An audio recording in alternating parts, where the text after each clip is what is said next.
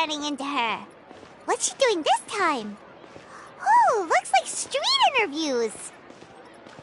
Paimon has a funny feeling that we might be in for an interesting time if we go check it out. Shall we? I'll take a guess.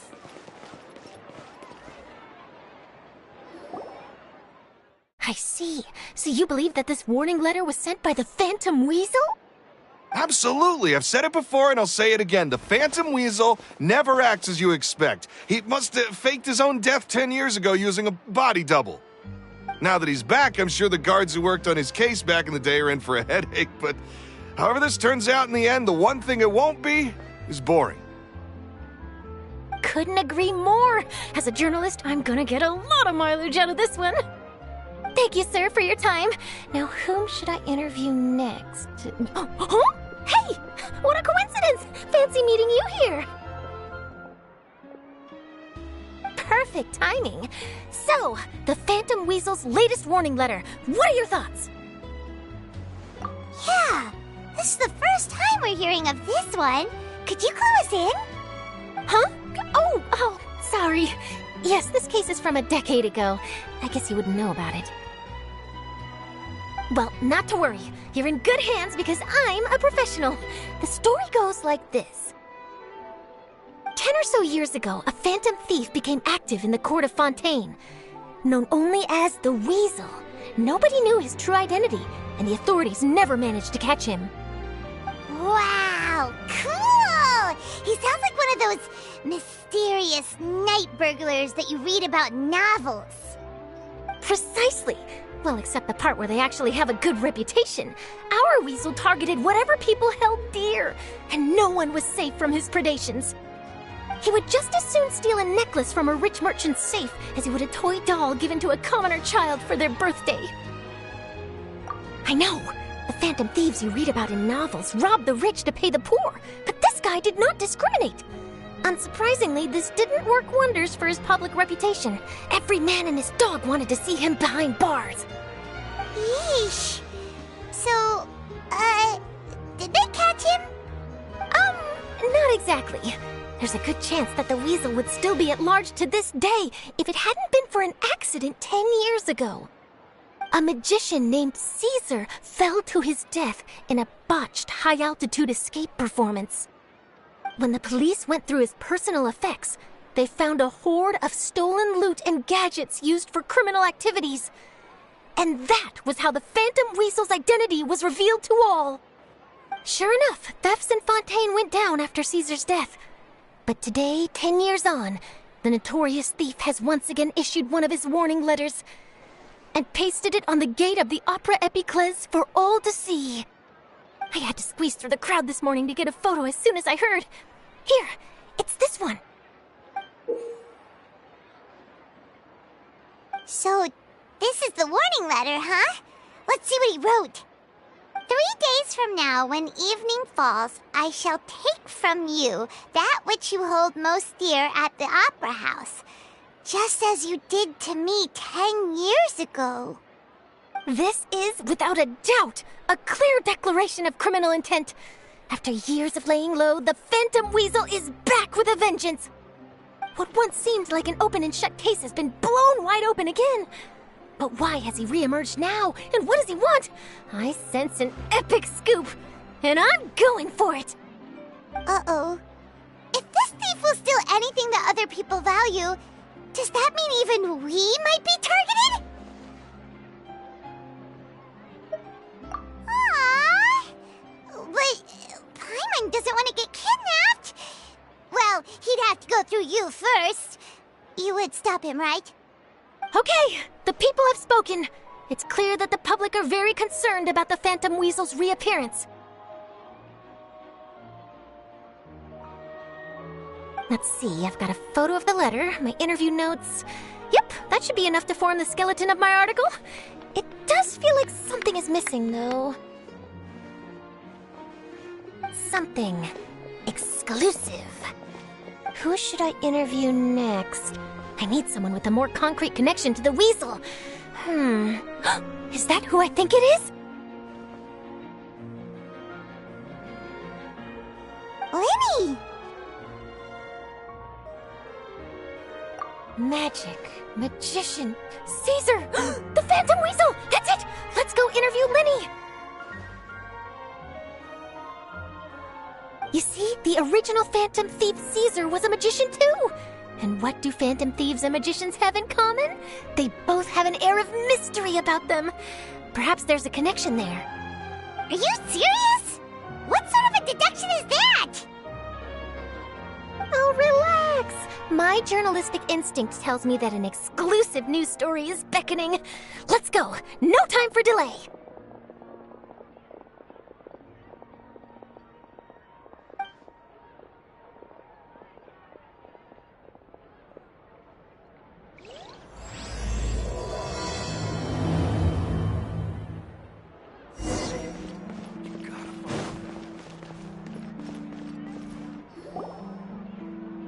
Wow, Mr. Magician! How did you know which card I picked? Oh, it's simple. Come closer and I'll let you in on my secret. Magicians have a special skill called telepathy, which means we can read other people's minds. Really? Then, what am I thinking now? Well, first you need to relax, because I can see that you're clenching your fist in your mind, as if to say, no, I mustn't let him guess it. Aww. And now you're getting a little flustered. You're trying to find a way to empty your mind, to think of nothing at all. But the more you try to hide a secret, the easier it'll come out. You snuck out from home today, didn't you? You told your family a little lie so you could come out and play. Now, that's not a good habit. You can tell? Oh boy, you really can read my mind. Of course. Oh, and that's the end of my performance. You should really be heading home. Remember to apologize to your family, all right? They must be worried about you. All right, got it. Bye, Mr. Magician.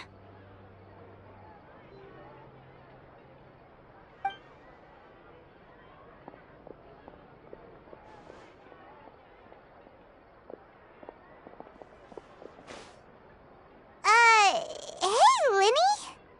Why, hello. We meet again. Are you looking for me? What's the situation? Well, why don't you guess, Mr. Telepathic? Oh, please. You didn't believe that spiel, did you? The power of telepathy is quite beyond me. I'm sure that child would beg to differ.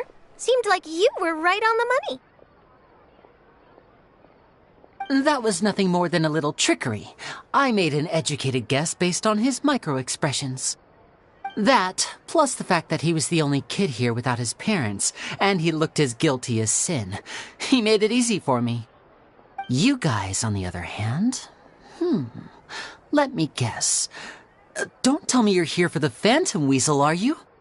Wow, got it in one! Is this more of your trickery at work? Wait, really? No trickery this time. It was pure luck. His warning letter's been the talk of the town, so I figured that maybe you were asking around about that.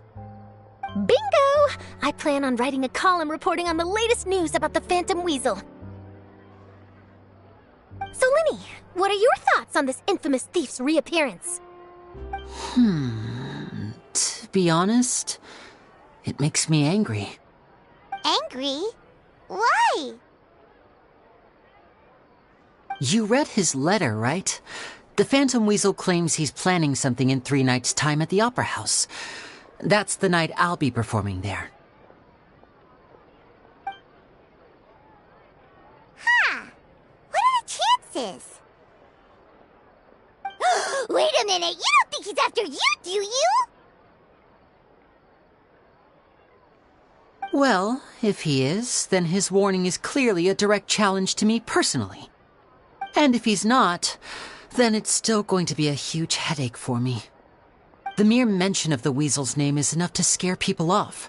So once the contents of that letter get out, barely anyone will be showing up to watch my show. But I've been preparing for this for a long time. I'm not about to let him ruin my big day. This leaves me with only one choice. I have to expose the Phantom Weasel's identity before the show begins. Really? So what you're saying is, we might get to see a live duel between a famous magician and an infamous thief? Wow, this has exclusive written all over it. To be honest, I'm not sure if I'll emerge the victor. The Phantom Weasel is a notorious crook, infamous for his inscrutable methods. You're being far too modest, Lyney. I think your magic tricks are even more inscrutable than those of a thief. Thanks for the compliment, though I have to say I don't care much for the comparison. A lot of people liken magicians to thieves because we both have the ability to make things disappear without the person noticing. But there's an important difference that these people overlook. Allow me to demonstrate with a quick magic trick. Here, I have a flower, just an ordinary flower that was picked not long ago.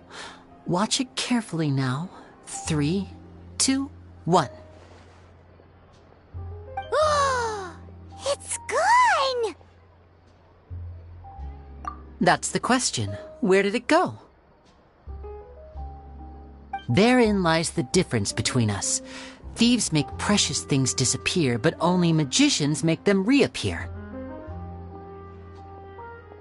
If I could now invite you all to check your clothes, there might be a surprise in there somewhere.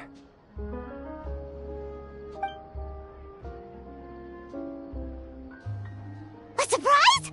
Let me see!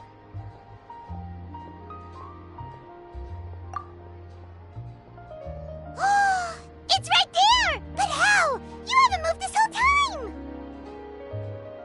What an outstanding trick! Sorry, Lyney, it seems that my previous praise was woefully inadequate. Clearly, magic is the superior art form to theft. Don't worry, I didn't take offense. I just wanted to take the opportunity to perhaps change some of the preconceived notions you might have about magicians. Since Caesar's death, a lot of people associate magicians with criminality. It can be quite frustrating. I can imagine. Coming back to your trick just now, might I presume that you are well versed in floral symbolism? For example, magicians often use rainbow roses in their flower-related performances to represent passion and romantic encounters. But you used a Lumidu spell, which, if I'm not mistaken, allude to separations. I'm curious to know if there was any deeper meaning behind this choice? Impressive knowledge. It's no wonder you're such a successful journalist. But I'm afraid I don't know the first thing about floral symbolism. I'm just in the habit of using Lumidu spells in my magic. It sounds like something I should look into, though. I'll buy myself a copy of Fontaine's Floral Language Facts when I have some time. But it'll have to wait until this Phantom Weasel business is behind us. Well noted. In that case, this brings us to the end of our interview. I, for one, am looking forward to the final showdown between you and the thief. Please feel free to get in touch to update me on any further developments. Otherwise, I will of course see you at your show in 3 days' time, but let's hope the Phantom Weasel is caught by then. If there's nothing else, I'll be off. You've given me lots to work with here, and I've got no time to lose if I want to write that exclusive piece. I'll see you all later.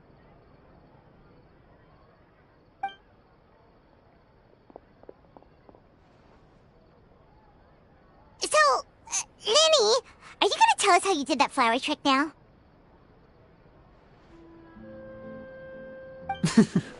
I'm afraid that's my little secret. Aww.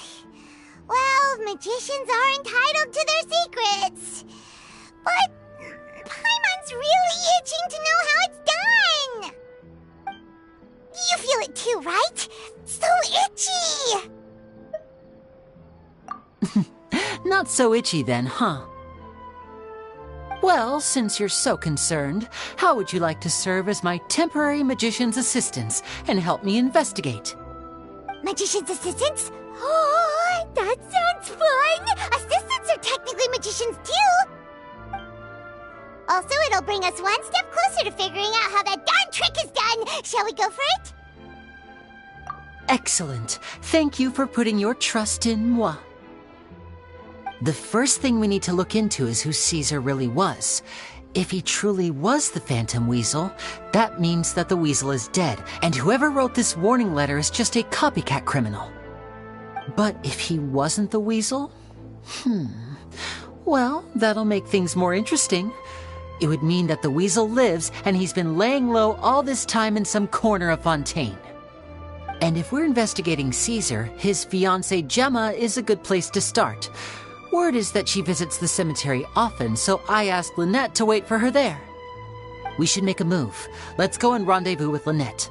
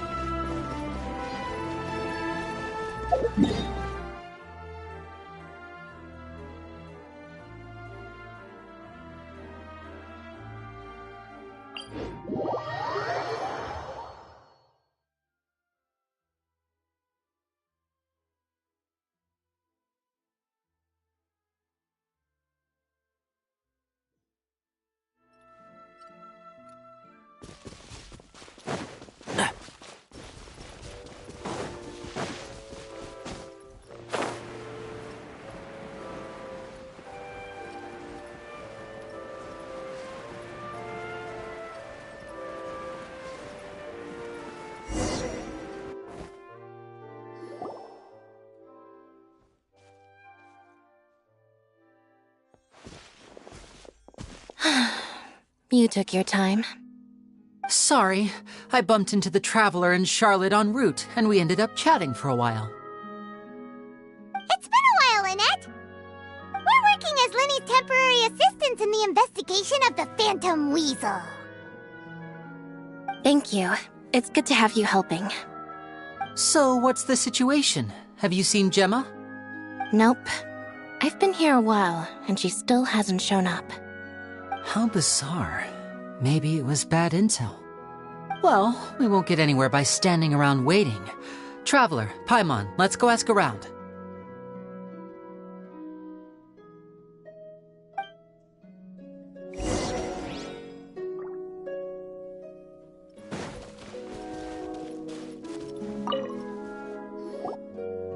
Excuse me, good sir. Do you by any chance know a Gemma? Gemma?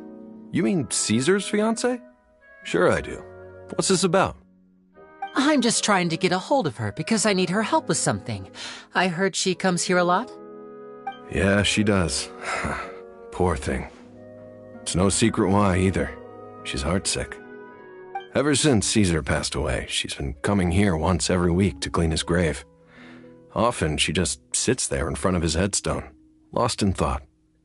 Sometimes she talks to herself. I asked her what she was doing once. She said she wanted to speak to him again. She knows he's gone and can't hear her from the grave, but she just likes to spend time there, telling her fiancé all about how her life is going. And she's been doing this ever since Caesar passed away? Oh, so 10 years. Wow. Their love must have been really strong. I'll bet. Caesar's reputation fell apart after his identity was revealed, so no one else visits his grave. Gemma's the only one who still thinks about him after all these years. I don't know if the mind lives on in the waters after death, but if it does, I'm sure Caesar must be grateful to have someone who remembers him fondly. If I'm honest, I think this is all so unfair to poor Gemma. Her fiancé was a low-life crook. He doesn't deserve someone like her. Anyway, all of that said, she's running later than usual today. Normally, she'd be sitting in front of his grave by now. I wonder if she's okay. Well, that's everything I know, I'm afraid. You might have more luck asking some other people. All right, well, thanks for sharing all of this with us. We'll keep asking around. You're welcome.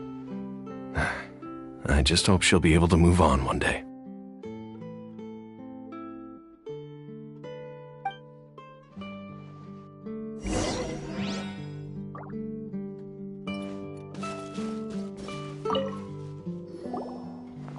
Did you hear the news? They're saying the Phantom Weasel's back.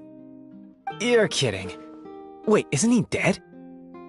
I don't know anymore. All sorts of news flying around nowadays. I can never tell what's true and what isn't. But what if, just hypothetically, I mean, what if this Weasel's the real deal and Caesar was framed? Called it. Seriously, 10 years ago, on the day it all went down, I said to myself, you know what? This guy's been set up. The Caesar I knew was a good guy. He gave balloons to children on the street, for Pete's sake. What, are we supposed to believe that he was a balloon thief or something? Give me a break. Oh, please. Weren't you the one cursing his name to high heaven when the police announced the news? You were all, oh, that gosh darn lousy son of a, oh, you think you know a guy, or words to that effect. Wait, did I say that? I don't seem to recall. Hello there. Sorry for disturbing you, but I couldn't help but notice you were discussing the Phantom Weasel. We're actually quite interested in this topic as well, but we're struggling to get to the bottom of it. Do you think you could spare a moment to tell us a little bit about Caesar? You've come to the right people. Yep, I was there. Back when Caesar used to perform magic tricks on the street. He was a great magician. The best trick I ever saw him do was pop a transparent balloon, only for a whole bunch of doves to fly out from the inside. I was right up close and didn't blink or look away once. But for the life of me, I still don't have the faintest clue how he pulled it off. Really incredible stuff. I saw him perform too. He always used to bring some gifts along for the kids who came to watch his show, and he'd hand them out after he was done. Sometimes he even got the kids to write their wishes down, and then he'd make the items on the wish list appear in his next show. Huh. He doesn't sound like such a bad guy. But after he died, there were also rumors that he used the wish list to find out what was precious to people, with the intent to steal it later. As I'm sure you know, the Phantom Weasel would steal just about anything from anyone. Whatever the case, now that the Weasel is back, Caesar's become a hot topic once more. I bet Gemma must be pleased. If Caesar's name gets cleared, maybe it'll finally give her some solace after all this time. Oh, speak of the devil. That's her over there. If you've got any more questions about Caesar, she's definitely the one to ask.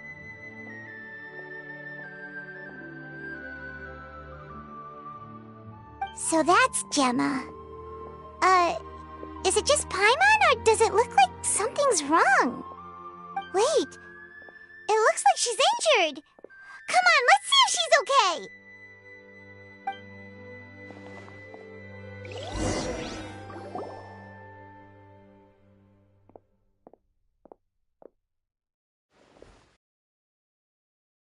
Hi there. You're Gemma, right?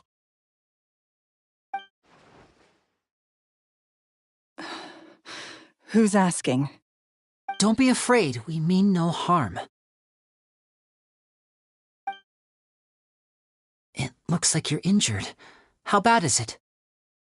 Thanks for your concern, but you didn't answer my question. Who are you, and what do you want with me? My name is Lyney, and this is my sister Lynette. My name's Paimon, and this here's the Traveler. We're investigating the Phantom Weasel. The Weasel posted a warning letter this morning. If he still lives, that means that Caesar was falsely accused. You knew Caesar better than anyone else. So if you're willing, we'd love to hear what you think about all this. I promise you can trust us. We won't hurt you. In fact, we'll do all we can to keep you safe. I never believed that he was the Weasel. Huh. I suspected as much. Okay, so going back 10 years, do you remember anything strange in the weeks leading up to the accident? Did Caesar have a falling out with anyone, for instance? No, not that I know of. Got it. All right, sorry for disturbing you. If you don't have any more questions, please leave. I want to be alone with him.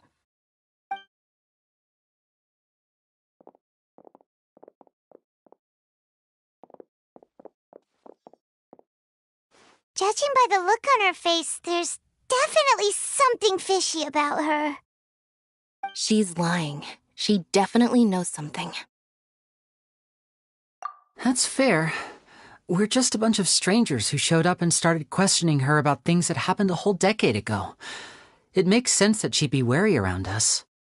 In any case, I doubt we'll get any further here, so let's call it a day. Meet me outside Hotel de Boer tomorrow, and then we'll start the next step of our plan.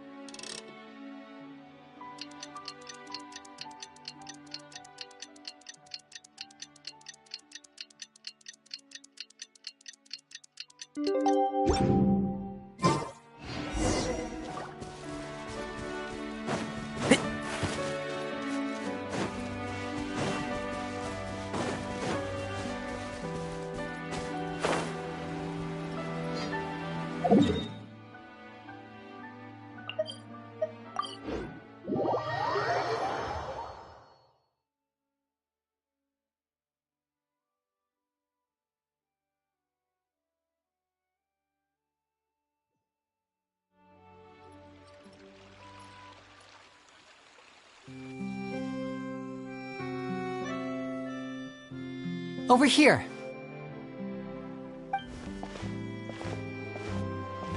Lynette's not joining us today? I've had her follow Gemma and see if we can make any inroads with her. They should be at a cafe right now. Still, I don't think that Gemma's likely to open up to us. So, we need a contingency plan. Today, we'll be looking into a guy named Lorenzo, Caesar's former pupil and assistant. When Caesar passed away, all the stolen goods discovered in his home were confiscated and returned to their rightful owners. But Lorenzo was the only one privy to all his magic secrets, and he inherited his craft. Before long, Lorenzo was the next big magician in town, his fame surpassing even that of his master, and it made him very wealthy. He's since left the magic scene, though, and these days, he's a wealthy businessman with his fingers in a lot of different pies. I had to pull a lot of strings, but I managed to get him to agree to a couple of drinks with me. Be warned, though, I hear he's got a hair-triggered temper. We'd best be careful.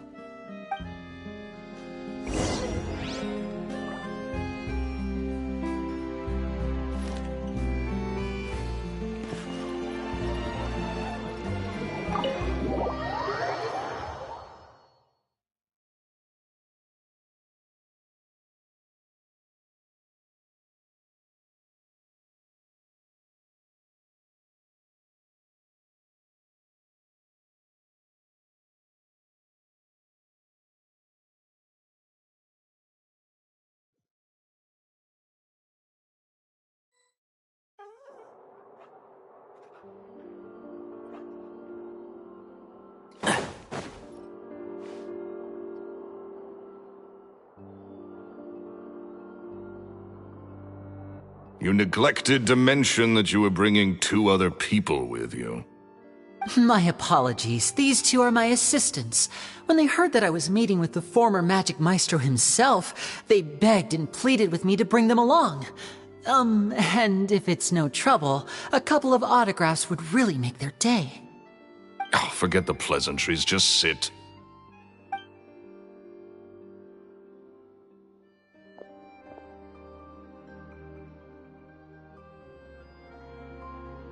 Get a load of this guy. Forget the pleasantries, he says, but he looks pretty happy about Lyney stroking his ego. I only agreed to meet since we're both magicians. Do me a favor and cut to the chase. I have more important things to do than drinking. Much obliged, sir. As it happens, the matter I want to address is also related to magic. Yesterday morning, a warning letter from the Phantom Weasel appeared on the entrance to the Opera House. He claims to be planning something for the same evening that I'm scheduled to do a magic show there. As such, I believe that I may well be his target. I have to get to the bottom of this to ensure that my show can go ahead as planned. Naturally, any investigation into the Weasel starts with a few questions about Caesar, who... What is there to investigate? Caesar was the Weasel, and he's been dead for 10 years. So what if some sick creep thought it'd be funny to write a warning letter? It changes nothing. Are you trying to tell me you actually bought it? Please, sir, no need to get so worked up. I do concede that a copycat is but one possibility.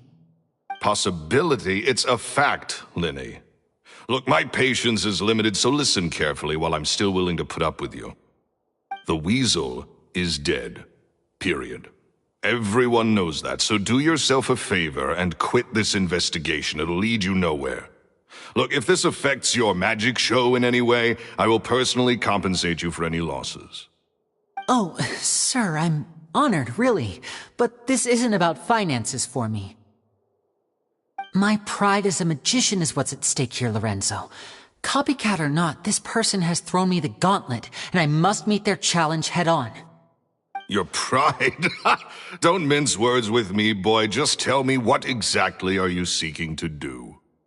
I want to find out the Phantom Weasel's true identity. I have to know for myself what really happened 10 years ago.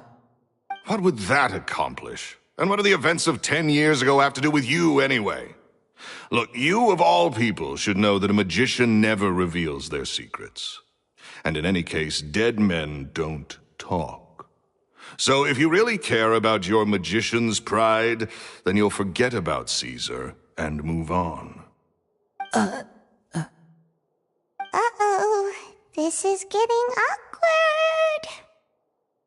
Lorenzo? Is that? Oh, it is you! I know that big, booming voice anywhere. What's up, my man? Want to grab a drink with me? Another day, I'm busy. Oh, come on. You can't be all business all the time. You know what they say? Live fast, die young. You gotta learn how to kick back and relax once in a while. If I wanted your life advice, I'd ask for it. Now get out of my face and go be drunk somewhere else. Sorry, my good sir. I don't believe I've had the pleasure. Oh, hey! Edmondo. He and I are business pals. We worked together a bunch of times. This is your first time meeting him? Oh, he's always like this. Foul-mouthed and hard-nosed. Never heard a kind word out of this guy the whole time I've known him. And he wonders why he can't get a girlfriend, despite being, what, pushing 40, 30, something? Anyway, point is, a lot older than when he first got rejected by the girl he was into. And he's still into, from what I hear. Shut up and get out of my face. Another word out of you and you can forget about doing business with me ever again. Do I make myself clear?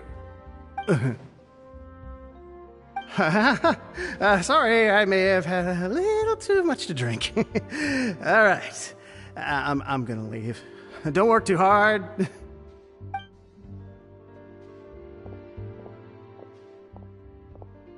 I think it's high time I made a move as well. If you really want to investigate this, Lyney, be my guest. But if nothing good comes of it, don't say I didn't warn you.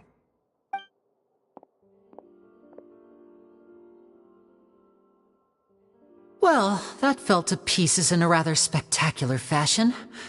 Any thoughts?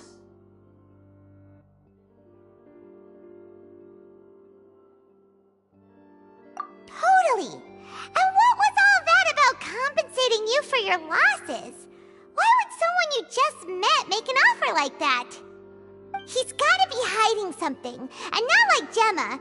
She was a little suspicious, but this guy's definitely covering something up. I think so too. We need to look into Lorenzo more closely.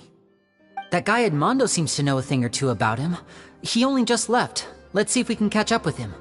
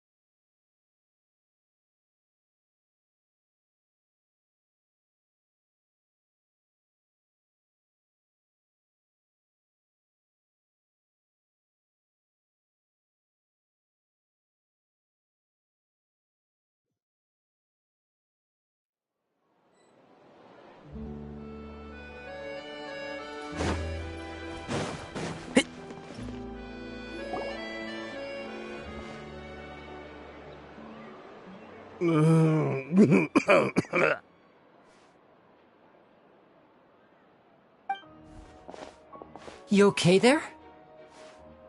Who are you? Oh, it's you guys. Don't worry about me. I must have had one too many. I just need to ride it out. I say way too much back there, didn't I? Yeah, I nearly talked myself into complete financial ruin. Note to self, no more drunken chats when Lorenzo's around.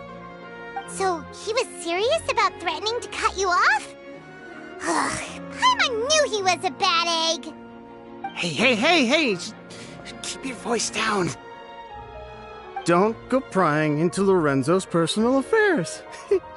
Bad things happen to people who ask too many questions. Or make an enemy out of him.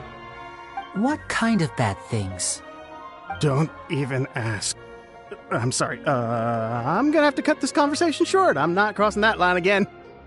And take it from me, trouble with Lorenzo is one thing you don't need in your life. You saw him flare up back there. I don't know what you said to him, but clearly it touched a nerve. That's not a good sign. You're too young for this. Don't get in over your head. I'm leaving.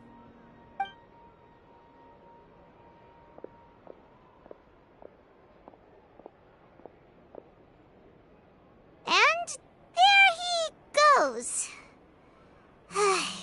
What do we do now, Lyney? Shh. I think we're being watched. Someone was listening in to our whole conversation. Don't say anything and don't look back. Any altercation in the city will attract the guards. We'd better take this elsewhere.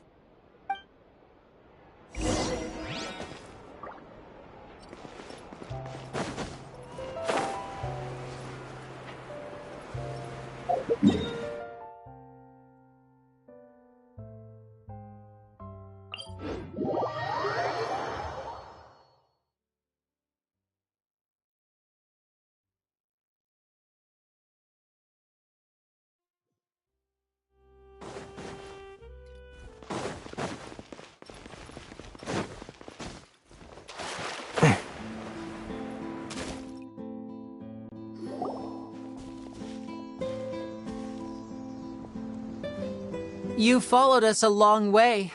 Why don't you come out and introduce yourselves? So you're Lyney. And where's your sister? Ain't she with you today? Save us the trouble and go fetch her for us. Let's not drag this out. Paimon doesn't like the tone of your voice, mister! Who sent you, huh? Save your questions, missy. You ain't gonna need answers where you're going. Capiche? Looks like we can't avoid this fight. Now, I'm not the strongest fighter, so I hope you're ready to back me up. Don't worry, we got this!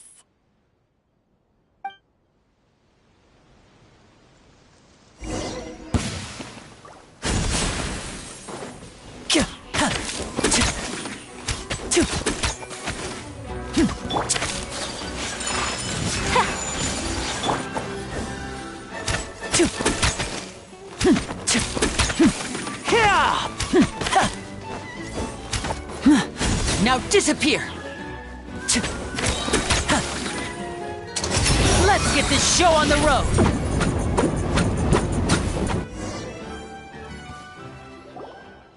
Curses. Tougher than we thought.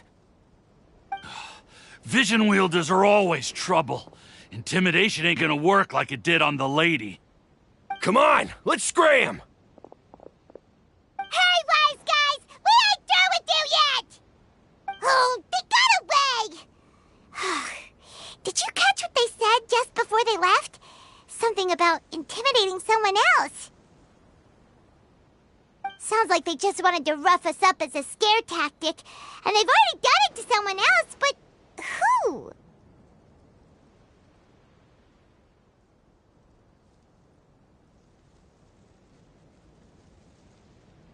You're right. She was injured when we saw her yesterday, and she acted like she had something to hide. Maybe she was too scared to tell us the truth because those guys had threatened her. Well, if that's the case, she should be more willing to open up to us once she learns that those thugs won't be bothering her anymore. Let's head back to the cafe and see if we can get any information from her.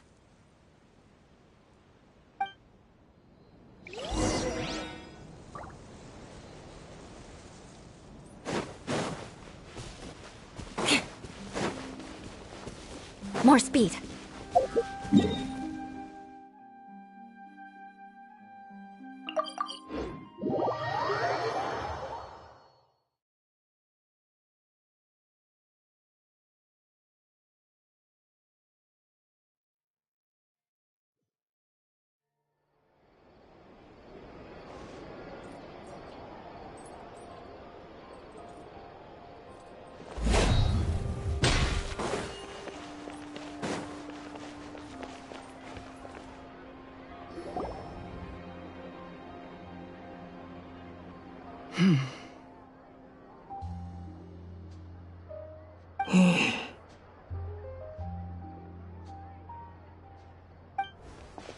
Gemma? You again. What is it this time?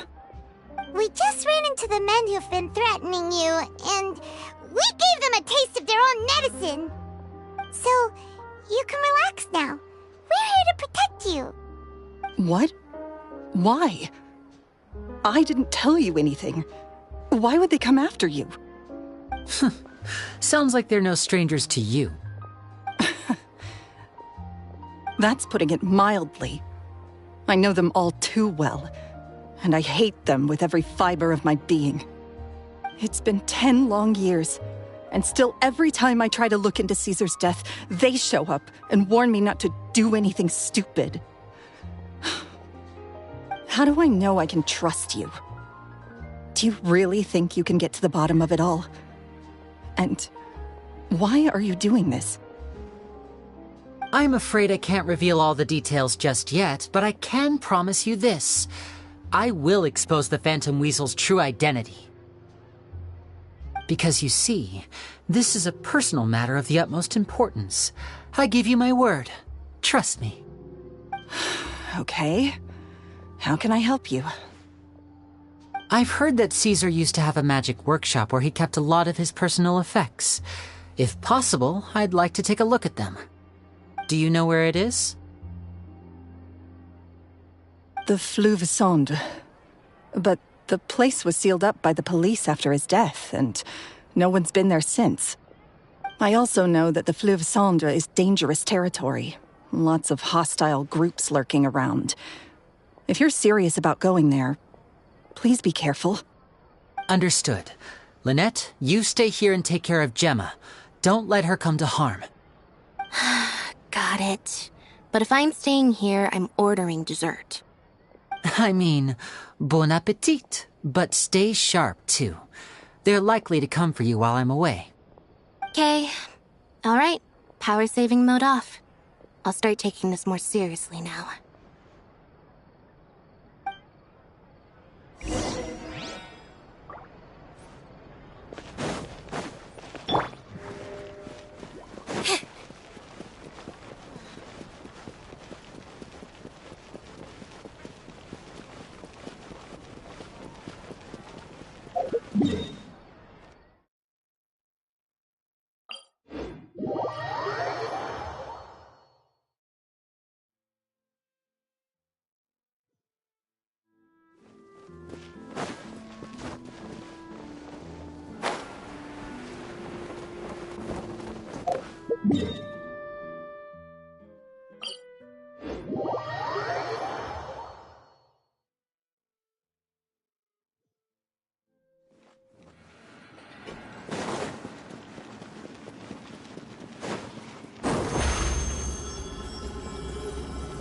here.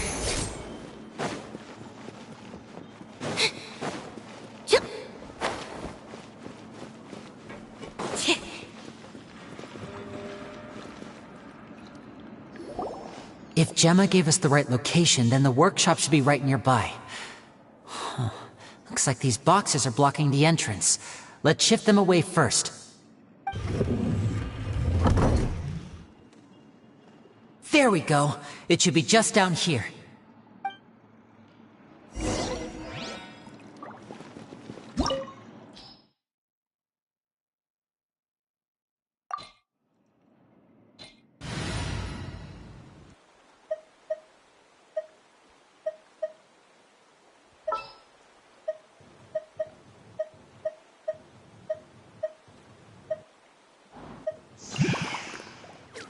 Send one, send 'em all.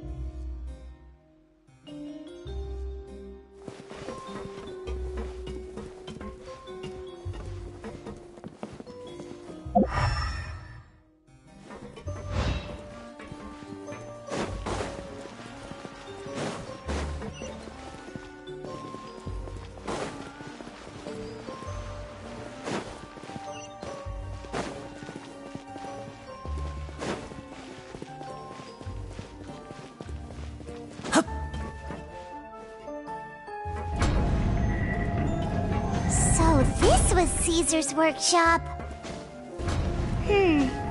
Nothing suspicious here, just normal magic props. Let's head in further.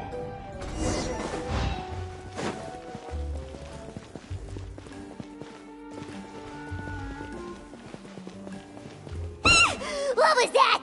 Oh, is this one of Caesar's gadgets? Guess we must have triggered some sort of device.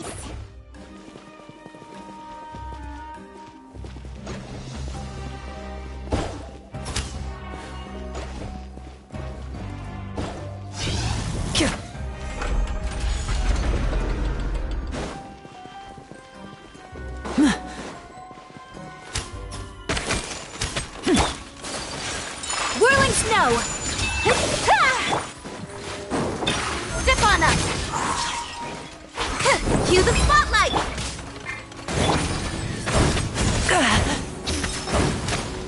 Now disappear!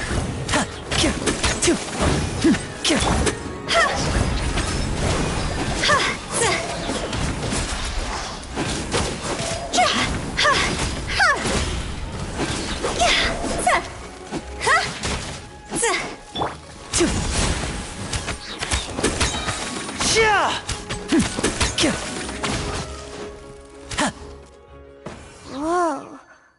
Look. The doll in the box is glowing.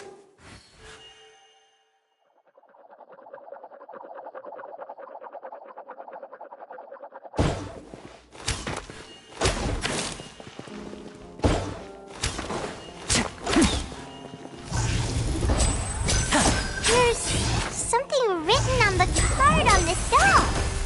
Let's take a closer look.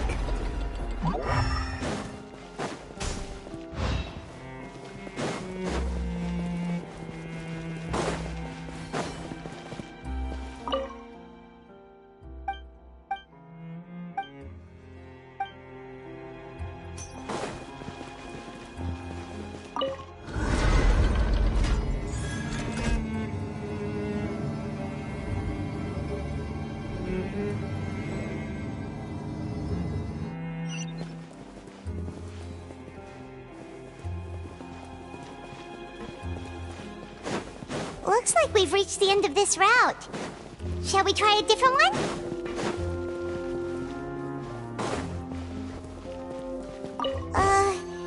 These magic boxes are moving. What do we do? One of them looks different from the rest. Let's investigate.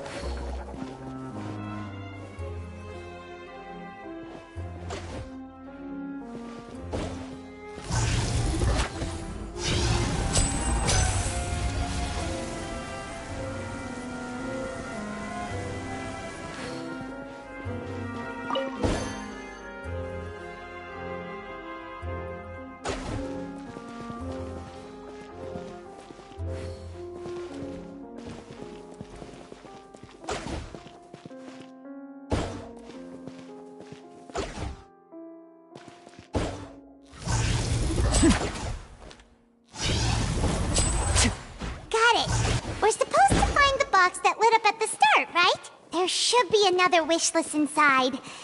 Let's keep trying.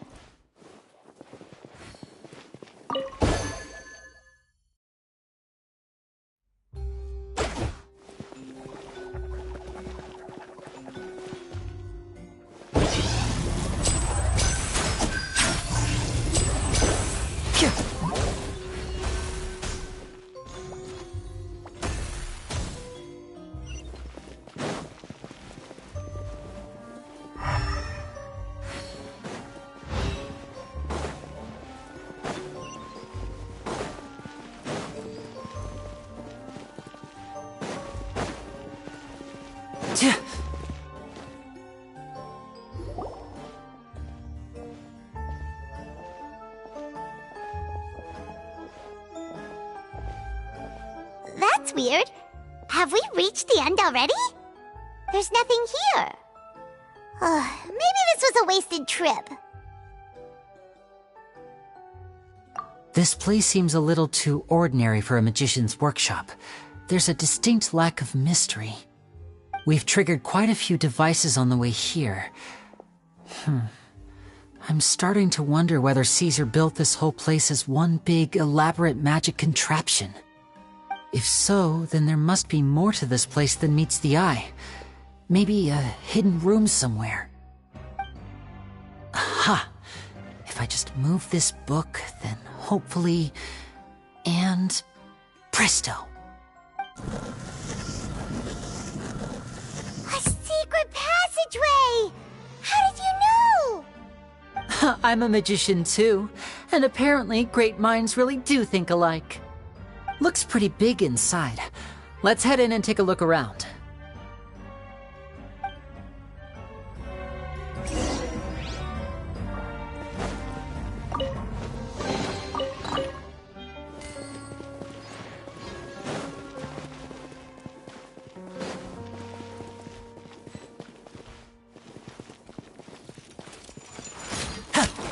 Step right up. Take flight!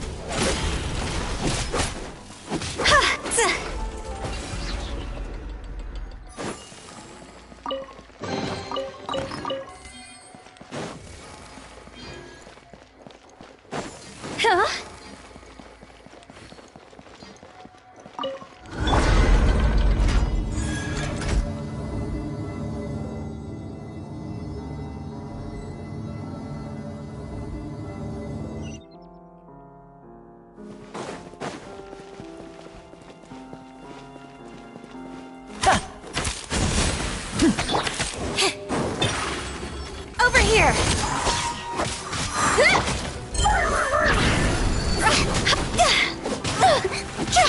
See?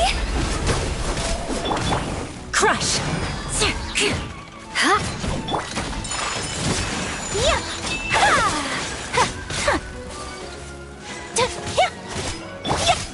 And voila! A round of applause!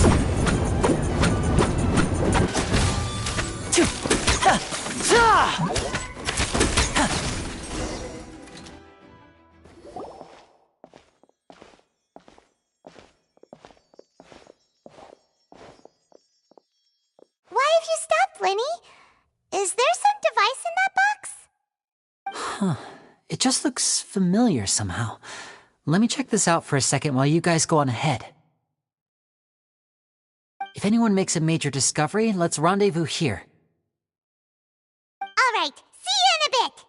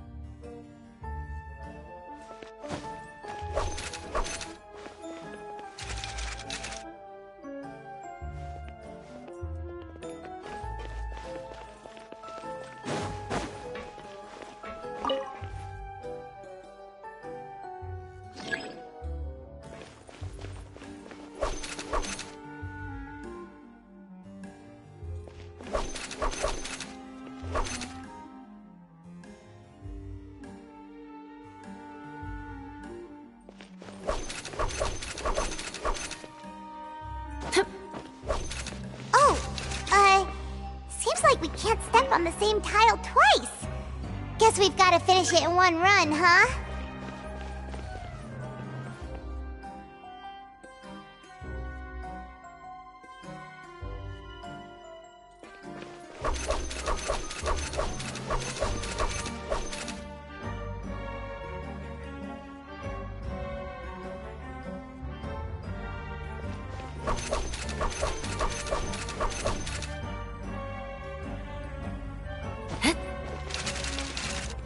More speed.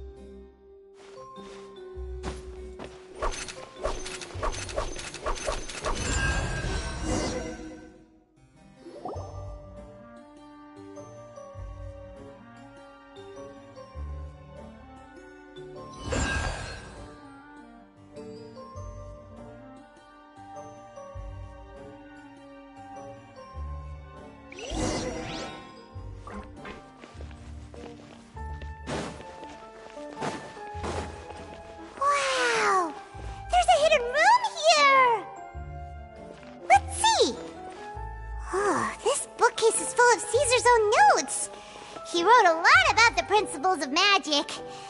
Whew. Much too advanced for Paimon. Hey, look! Is that Caesar's diary on the table? This book's thick as a brick!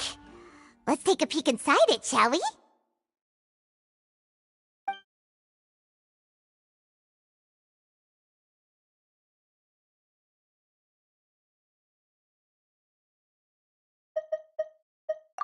It seems like something's bothering Lorenzo lately, but he won't open up to me about it.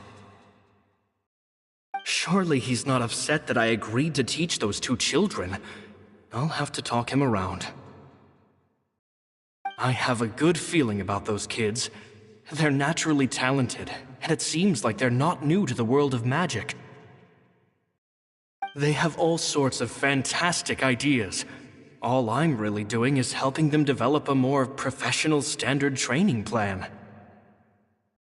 They wanted to call me Master, but I told them they absolutely mustn't. Any magician worth their salt could have taught them what I have. They're the geniuses here. Compared to them, I don't deserve to be called any sort of master. With time, I have no doubt that they could become far greater magicians than I. My only concern is why they're so mature for their age.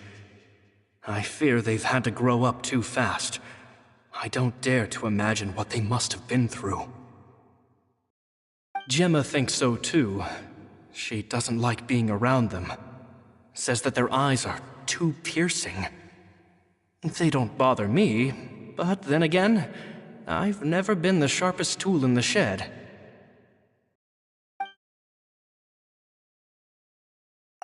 At one of my shows a few days ago, a child asked me how I pulled candy out of my hat. As a joke, I told the kid that the hat has a built-in wish-granting machine. Next thing I know, today a whole bunch of kids were pestering me to pull all sorts of things out of the hat. So I told them another white lie. The machine needs time to power up, but in the meantime, you can write your wishes down. Well, they took me up on that offer, enthusiastically. As I write this, I've only just got back from running around all over town, buying the things they wanted. Boy, are my legs sore.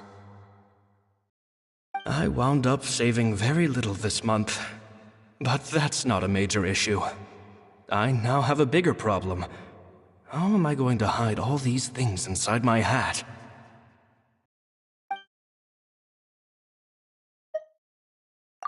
Two children came to talk to me after today's show. I don't know why they were out on their own. They looked much too young to be unsupervised. I do hope they got home safely. Anyway, they said that they wanted me to teach them how to do magic. It's not uncommon for children to ask this, of course, but I've never seen any of them as serious about it as these two. I told them that learning magic is very hard work, but that didn't faze them at all. It's like they already knew. They seemed so committed. I couldn't turn them down.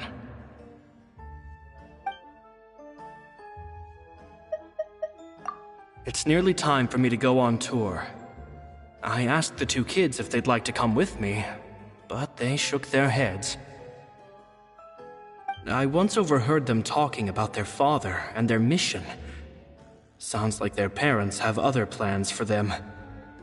I guess we'll be parting ways soon. It's only been 10 days since I first met them, but I think that I've gotten a feel for their personalities now. They're very tough, but also very cautious, and they trust no one but each other. This, I fear, is not a good habit to have. They hide things from me too. For example, when I asked them where they live and why they wanted to learn magic, they lied. That's the thing about children. Whenever they're trying to cover something up, it always shows somehow. I can sense that their lives have been hard, possibly even dangerous too. They're not like other children. It's a shame that I can't do more to help them. After thinking things over, I decided to tell them a bit about how I see the world. It's full of lies and falsehoods, and that is why we must find our own truth. P.S. I hope they won't find my nagging annoying. Children are so opinionated nowadays. Will it do them more harm than good for someone they've only known 10 days to lecture them like that? P.P.S. Maybe I'm overthinking this. Children aren't interested in grand philosophies. It probably just went in one ear and out the other. I bet they've already forgotten every word I said. Oh, Caesar, Caesar. Just mind your own business next time.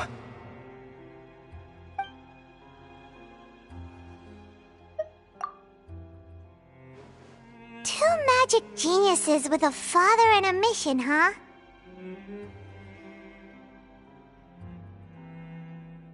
Sounds a lot like he was writing about Lyney and Lynette, don't you think? So did they meet Caesar when they were kids? Let's go ask Lyney!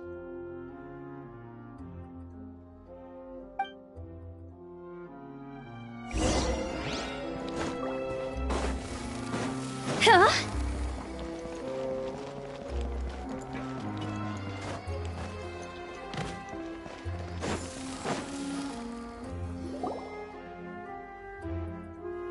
Lyney? Shh, hold that thought. As I expected, there's a lot of fishy things going on in this place. Fishy? Uh-oh, what have you found? All in good time. Before we go over our new leads, I want to tell you how a high-altitude escape is performed. First, the magician slots themselves into a magic box in full view of the audience. The box is then suspended high in the air, and a short while later, the base automatically opens. At this point, a dummy will fall out of the box, but it looks real enough to grab the audience's attention, and they start wailing and screaming. Meanwhile, the real magician, who has by now blended into the crowd, waits for a good moment to make their appearance and put on a hysterical performance. Oh no! Is that me? Did I just fall to my death? Very vivid description. Paimon can really picture it. And then what? The audience's gaze then turns to the magician, and by the time they realize what's happened, the dummy has vanished, as if everything that just happened was some sort of shared illusion. Of course, that's just how I think the process should work, theoretically speaking.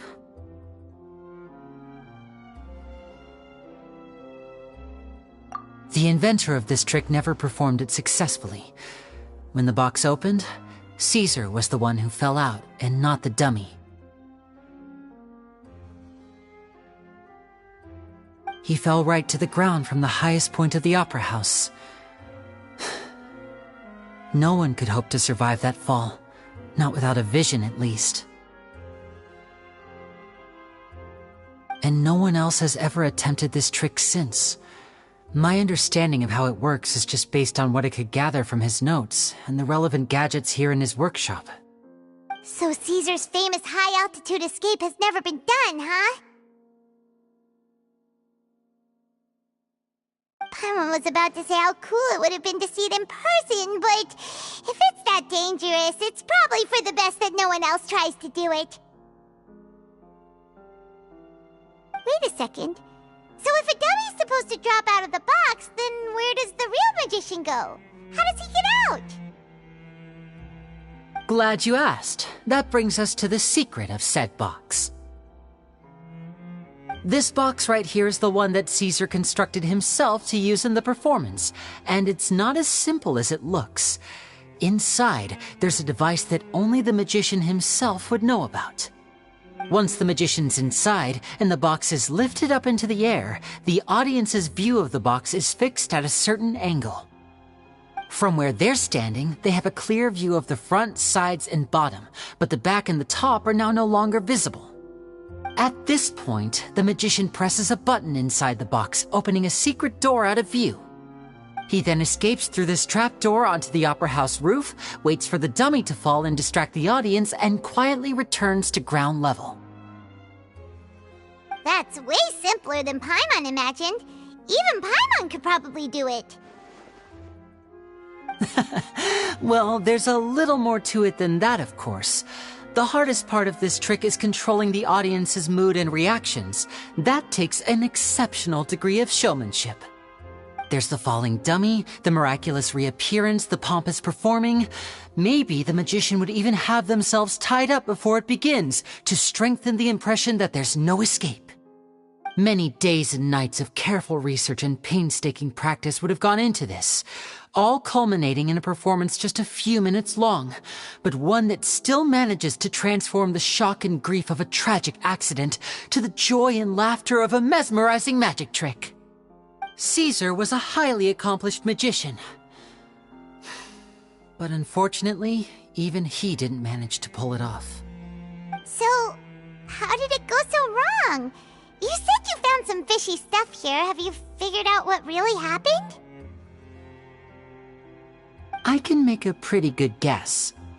I looked into the case files. The magic box Caesar was using at the time of his death had the secret button I mentioned positioned on the right-hand side. And, sure enough, he always used his right hand as his dominant hand in public. Okay. Nothing suspicious there. But here's the strange thing. Most of the devices in this workshop have the mechanism on the left-hand side, including this box right here, which leads me to believe that Caesar was in fact left-handed. Because a magician can't afford to have their most basic habits stand out too much. People naturally focus their attention on the most important details of the task or situation at hand.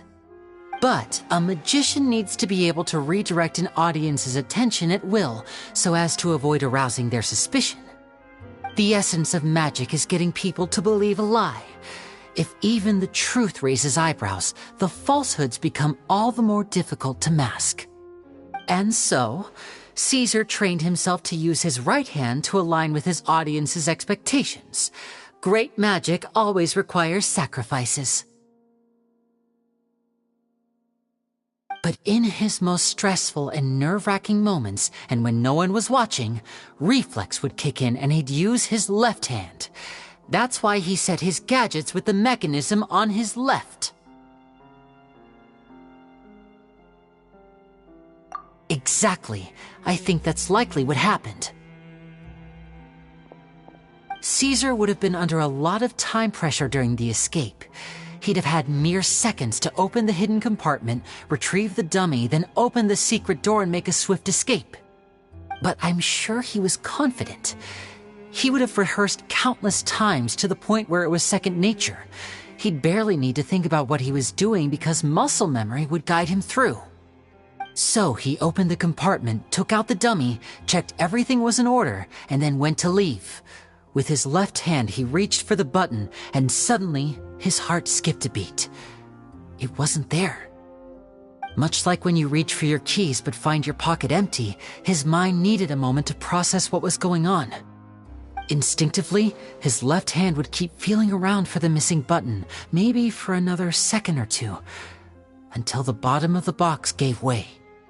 With the stakes being as high as they were, just a 2-second delay cost him everything. The authorities would find nothing suspicious and conclude that his death was due to his own error. When in reality, someone switched the boxes, and they did it to murder him. But how would they be able to make the switch without being noticed? That would be difficult to pull off, no? It would have to have been someone who knew that he was left-handed, and who could move his props around without arousing suspicion. Someone who was always by his side. Isn't that right, Lorenzo? You just couldn't let sleeping dogs lie, could you? There's not a lot of people who'd go to all this trouble for some magician who died 10 years ago. I didn't want to have to do this, you know. Silencing you the hard way just creates more problems for me to deal with. but I gave you your chance. I hoped you'd do what's good for you and back off like the lady, but you disappoint me. You mean Gemma? So you are the one who's been threatening her! Yes, although however stubborn she might be, she was never much of a liability. But you people, you never even knew him, but for some reason you just wouldn't drop it. Which is why you can't leave this place alive. Take them out, and make it quick. Do your worst!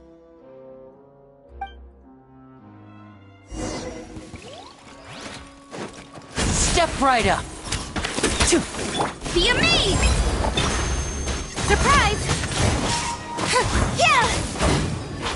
Go! Cross over!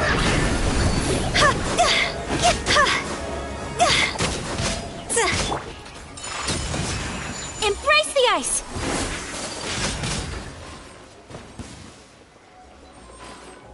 Yeah! And voila! Freeze to the core! I condemn you!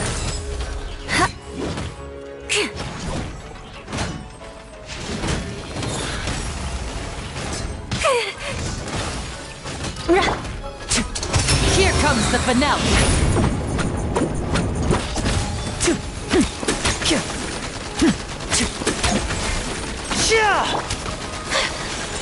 Whirling snow! Yeah!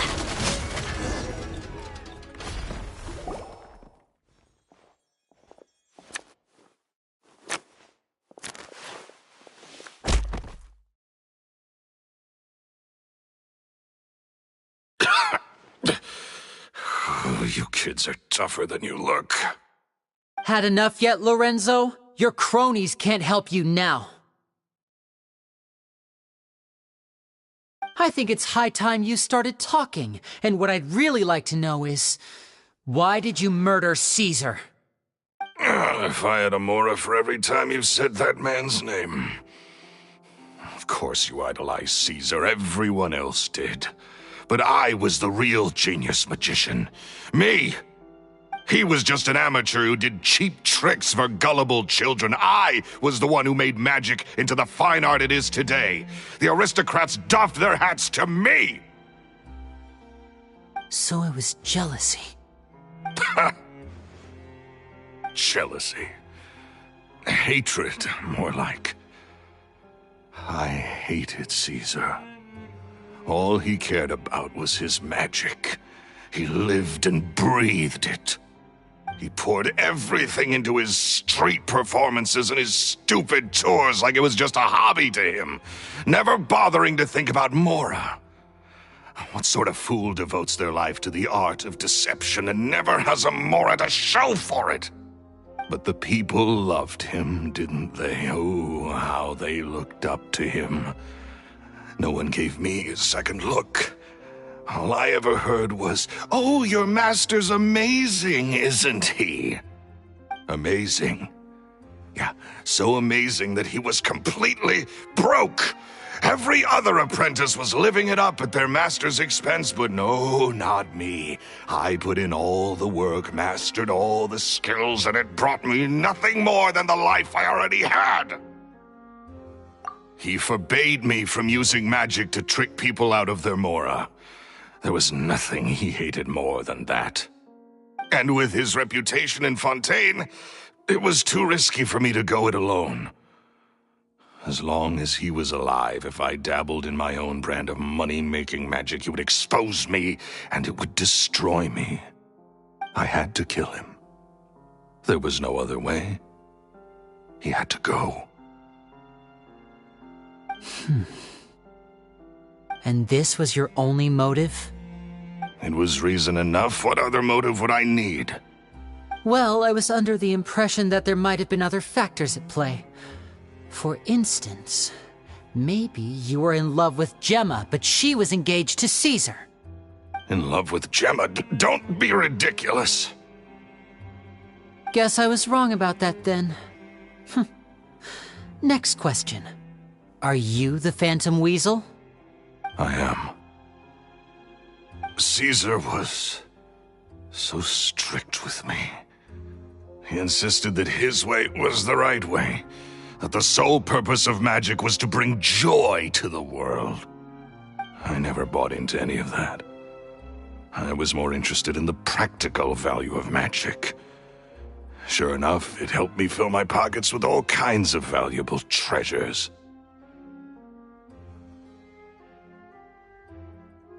Oh, yeah! Charlotte told us that the Weasel would steal whatever people valued, no matter how much it was worth. That's just how it looked from the outside. What would any thief want with second-rate loot? I've only ever targeted high-value items.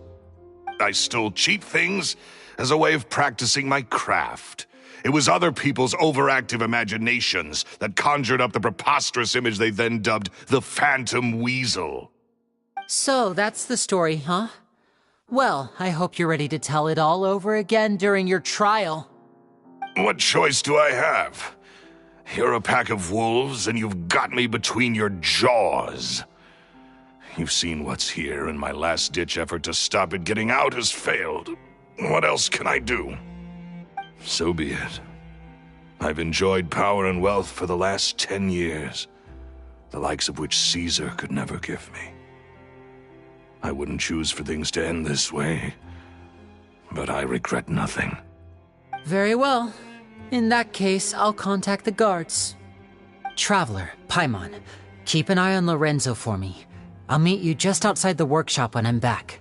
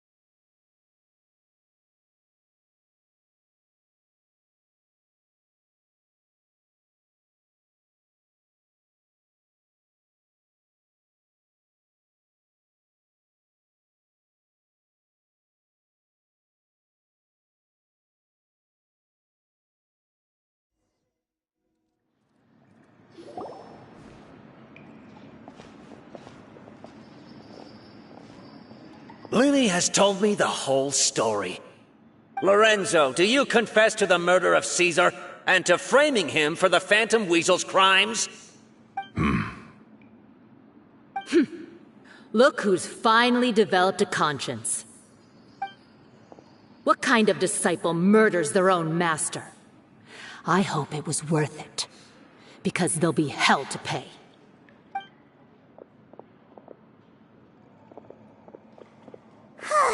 Looks like it's all over. What should we do next, Lyney? Should we start preparing for your show? Let me think. Let's rendezvous with Lynette and Gemma first. With Lorenzo in custody, Gemma will no longer have to fear for her safety. Good point! We should go tell Gemma the good news right away!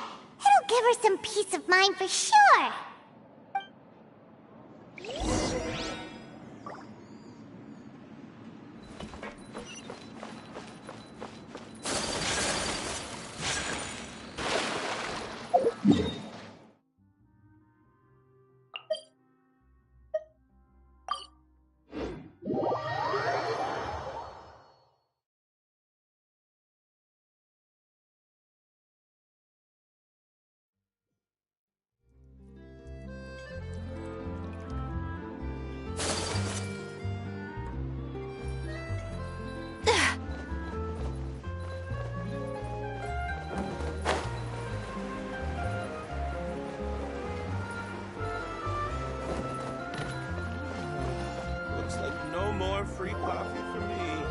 Ah, you're back. You were so quick. I've only just finished my third dessert. Your third? Lynette, come on, we've talked about this. Everything in moderation. You're not gonna have any room left for dinner now. It's fine. I'll shift to exercise mode and jog off the excess sugar. That's besides the point. Well, it's done now, but try to eat a more balanced diet in the future. Point taken. Did everything go okay? Of course! Lorenzo was no match for us. The guards are taking him into custody as we speak. Gosh, that's amazing. I'm sorry, I still didn't know if I could trust you, but now it seems I can. I had my suspicions about Lorenzo, but It's okay, we understand. He did threaten you. Paimon would find it hard to trust strangers in your position, too. But you don't need to be scared anymore. Everything's gonna be okay. sorry. Sorry. My emotions are all over the place right now. I've been waiting for this day to come for so long. I always wanted to report Lorenzo. He took all of Caesar's property, which I found suspicious, but I had people watching me all the time, so I couldn't risk looking into it. I was so afraid. I was scared he'd do something terrible to me, and then no one would be left to visit Caesar's grave. So I never had the courage to speak out. Thank you all. Truly. Thank you so much.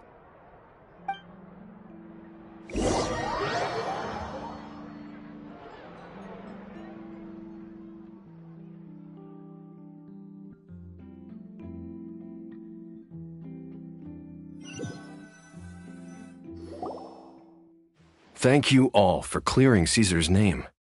I never would have guessed that Lorenzo was the real Phantom Weasel. He never showed any signs that there were problems between him and Caesar in public. From the outside, it looked like they got along great. To think that lowlife's been living life to the fullest all this time, while Caesar's name was getting dragged through the mud. It's a travesty. At least his soul can finally rest in peace now, thanks to your efforts.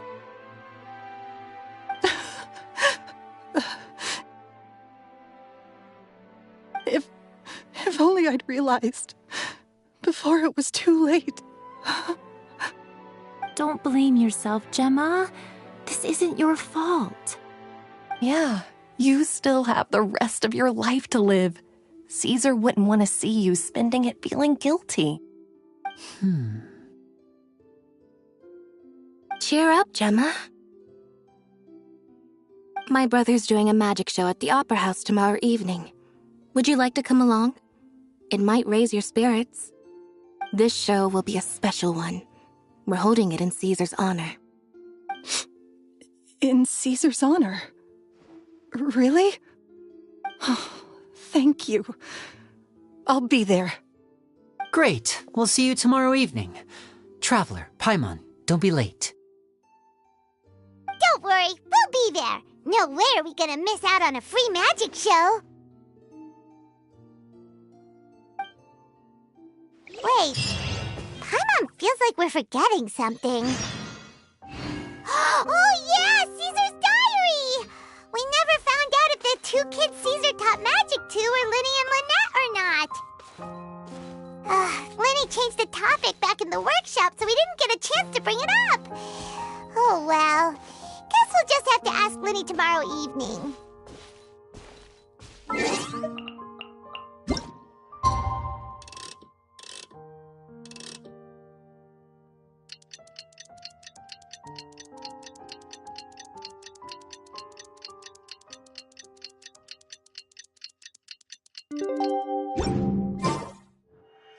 A blade embraces its duty.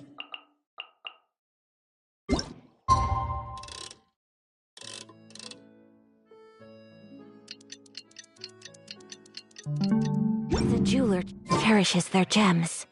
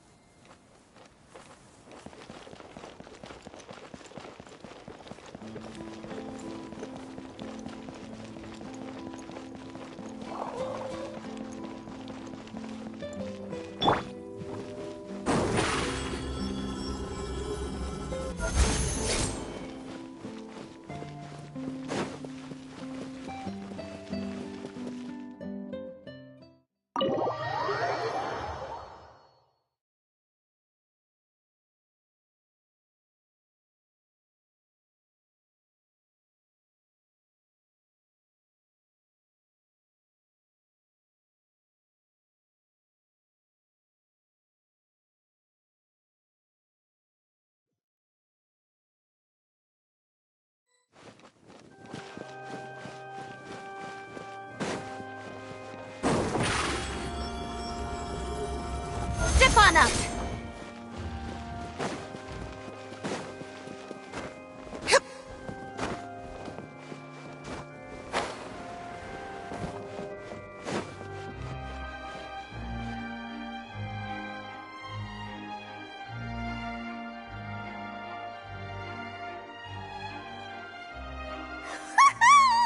Paimon's excited to see another of Lyney's magic shows!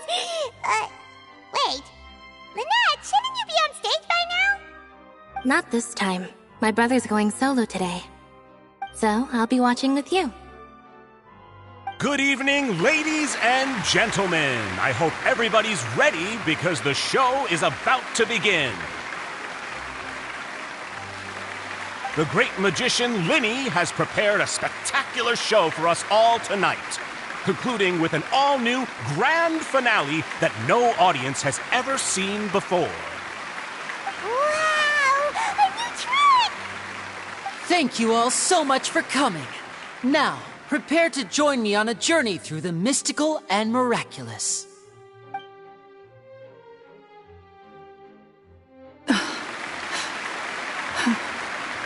Exciting stuff, isn't it? Yes, it's just... It reminds me of him. No wonder. Caesar was a famous magician too. So, how did you two first meet, Gemma? Well, I was out on the street once, and I saw him performing for little children. Children love magic, because they're willing to believe in things that can't be rationally explained. Caesar had this amazing way of bringing them into a dreamlike world. And somehow, I felt drawn to him too. So I went up and asked him to do a trick for me. Aw, that sounds so romantic. What trick did he do? It was with a flower. He took it in his hand, snapped his fingers, and it magically appeared on my head. I was so happy that day. No one had ever given me a flower before that. Oh, that's so cute! Actually, now that you mention it, Lyney's done that one before. Is that right? Then I suppose he's a romantic at heart, just like Caesar. So let's treasure the time we have with him. After all, you never know when the people dearest to you might be gone.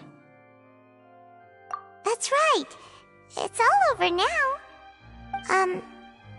Paimon doesn't really know how to comfort you, but at the very least, no one's gonna be intimidating you from now on. You can breathe easy at last, right? Right. Yes, you can breathe easy now, Phantom Weasel. See? Even Lynette says... Wait, what? The Phantom Weasel? Lorenzo escaped? Where is he? What do you mean, Phantom Weasel? As Lyney once said, a performer's job is to commit fully to their role and put on a flawless performance for their audience. But once the bag of tricks is empty and the curtain falls, it's time to end the show. The spotlight is no place for someone with no more cards up their sleeve. It's been 10 years, Gemma. Aren't you tired of the grieving widow act? I think it's time to put an end to it. What are you talking about? Paimon doesn't like this riddle. Traveler, Paimon doesn't like where this is going. Come on, say something! Ladies and gentlemen, I hope you're all enjoying the performance so far. There will now be a brief intermission, after which Lyney will perform the most electrifying act of tonight's show, the one we've all been waiting for. The final performance will take place outside of the Opera House, so please make your way outside in a calm and orderly fashion. The Phantom Weasel never did like public places, did they? Don't worry, this place will be quiet soon. Let's talk somewhere else for now.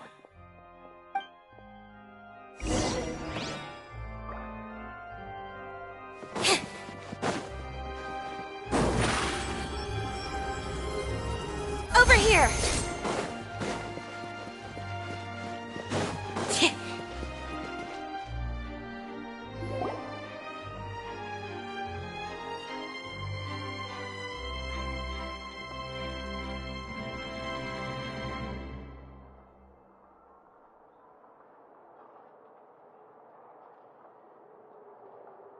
Dear me, this is awkward, isn't it?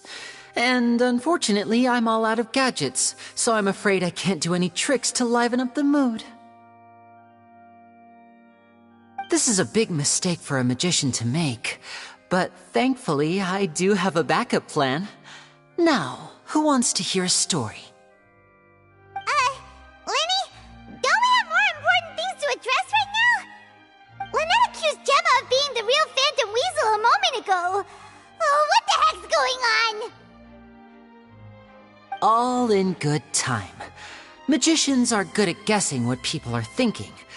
I know the questions you want to ask. And as it happens, the story I'm about to tell might answer a few of them. Really? Well then, let's hear it! Paimon's dying of curiosity here! Let's go back to the very beginning. A decade ago, when the Phantom Weasel was terrorizing the court of Fontaine. She never missed a target, never left a trace, and no treasure was safe from her thieving hands. But as her infamy grew, so did the readiness of the police, and her opportunities to act became ever fewer. Every day she ran the risk of being exposed for who she was. Of course, she could not simply take this lying down, and before long she found her ticket to freedom. She would create a scapegoat, a false weasel to close the chapter on her behalf. After weighing her options, she set her sights on a renowned magician, Caesar. After all, magic and theft shared enough similarities for people to buy the story when the truth came out. So then what?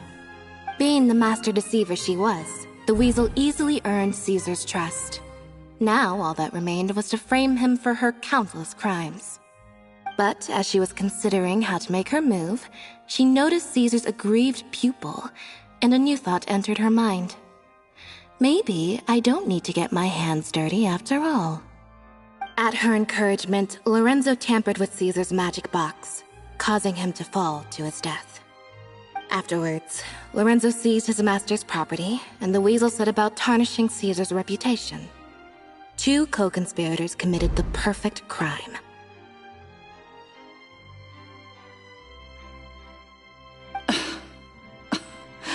I've got to hand it to you. You're both exceptional storytellers. It's enough to make even me wonder whether there was really another mastermind behind all this, pulling the strings. But I just have one question. You seem to think that I am the villain in this tale. What's brought this on, Lyney? Is it something that Lorenzo said? Don't worry, Lorenzo said nothing at all. But I never believed that he was the Weasel, and in fact, my investigation only made me more certain of that. He was too forthcoming with his confession, as if there was something else he was trying to hide. How disappointing. So you'd sooner trust Lorenzo than me, even without a shred of evidence? A magician is an expert at playing the audience to get the result they want. And I have no doubt that you, Gemma, are equally talented in this regard. With a little help from Lorenzo, you put on a very convincing performance. The lovesick fiancé, whose devotion to her betrothed is unshakable, even under threats of violence. Caesar was maligned and hated by all for 10 years, but you? Everyone sympathized with your plight. Who would suspect for 1 second that the lovely young lady always seen weeping in front of Caesar's grave was actually the mastermind behind his demise? No, not that poor lady. Perish the thought. Wait, so you mean the whole intimidation thing was just a hoax? Gemma and Lorenzo were both in on it? But why would Lorenzo agree to that? And why didn't he sell her out even at the end instead of admitting to being the Weasel himself? Yes, why indeed? Maybe Gemma herself could enlighten us on that question. Well, Lyney, if you're so confident in your version of events, then I think the answer should be obvious. Having killed Caesar with his own hands, Lorenzo was plagued by overwhelming guilt. Revealing the Phantom Weasel's true identity would serve no purpose. But If the Weasel remained free, then she could take care of Lorenzo's loved ones. An excellent answer, though sadly a little dull. Is that right? Well, don't let me bore you. If you'd care to change the topic to something more interesting, I'd be much obliged. As a matter of fact, there's one thing I'd really like to understand. Why would the real Weasel have targeted things that only have value to other people? Could you shed any light on that? Of course. After all, we're just telling stories here, aren't we? If I had to guess, I would say that the real Weasel must have had a terrible childhood. Left to fend for herself after her parents died young. Betrayed, scorned, beaten. She'd scrounge waste paper from garbage bins to draw on, using twigs and dirt for lack of ink and pen. She'd sew ugly rag dolls from whatever scrap material she could get her hands on. This was her only source of happiness in life. But it was all she needed, and she was content. Until the world decided that even this was too good for her. Once again, she was betrayed. And this time, everything was taken from her. She felt like life was a miry pit that dragged her further down the more she struggled to escape. At that tender age, she should have been happy. Instead, she stood in the shadows and watched with envy as all good things in the world passed her by. This was a fate too cruel for anyone to bear. Her pain became a breeding ground for dark thoughts. Thoughts which festered and grew into a twisted solution to her troubles. I detest the happiness of others, in all its forms alike. I will rob them of everything they hold to be good and true, and it will fill the void in my soul. That's some pretty heavy stuff. Now it all makes sense. Does this story satisfy you, Lyney? Yes, it is quite to my tastes. Thank you for helping to clear up my confusion. Huh. That's right. What drove you to write that letter, Gemma? What were you trying to achieve there? Because without that, none of this would have ever come to light.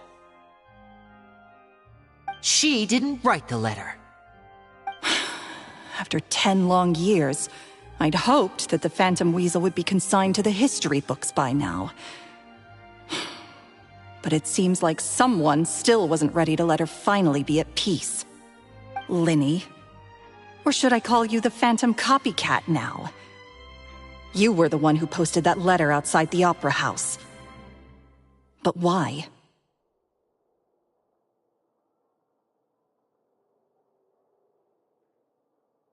Very sharp, Phantom Weasel. Still as shrewd as ever.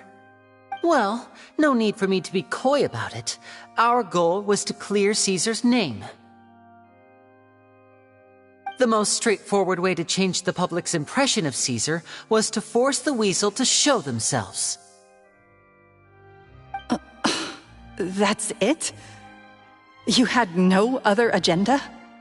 Of course we did. We made it quite clear in the letter, I believe. I shall take from you that which you hold most dear, just as you did to me 10 years ago.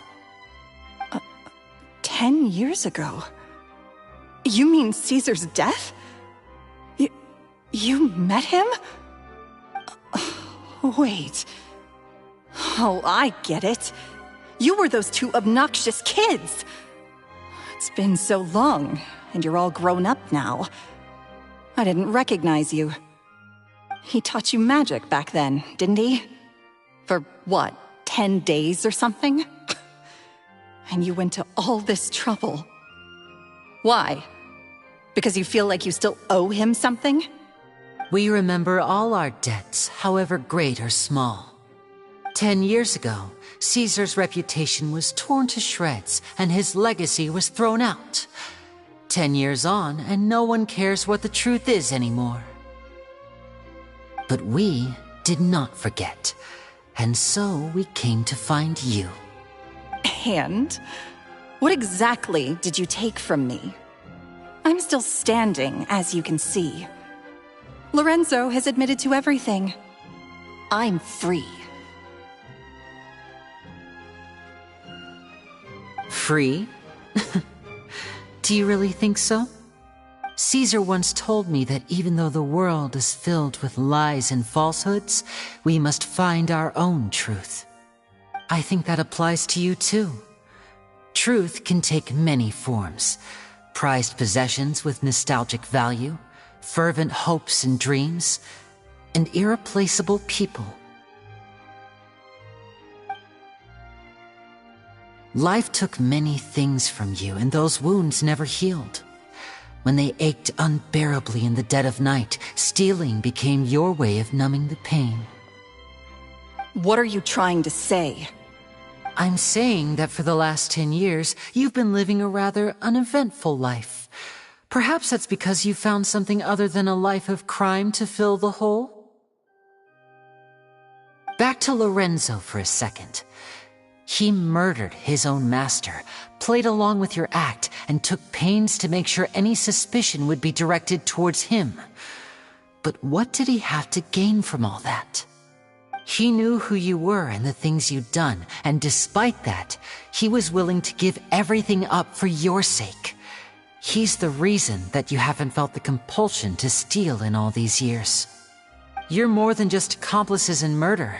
You're the only real friends each other has. So I think you know, deep down, that he is the only truth you have in your life. But that truth is gone now, and I guarantee you, you'll never see it again. Congratulations on your freedom, Gemma. Your freedom will cost you dearly.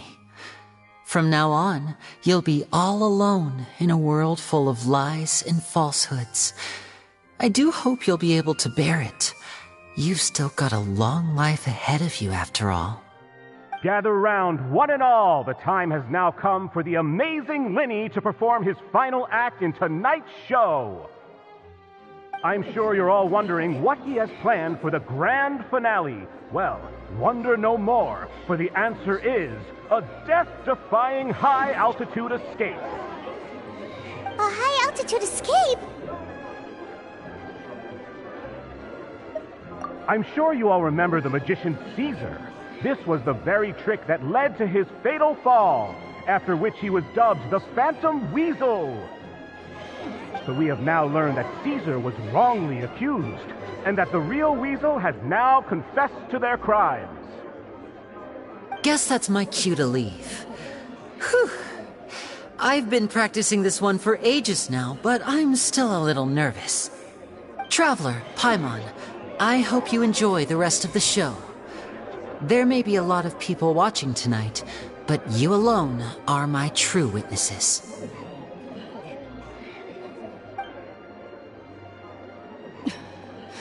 Lyney, wait. You two hid a lot from Caesar. He went to his grave without ever knowing your secrets. So what about now? Are you an open book? Or are you still the same as ever? You don't have to tell lies to end up isolated and alone. One day, you'll end up exactly where I am today. Maybe then you'll finally understand. You're wrong. I'm nothing like you.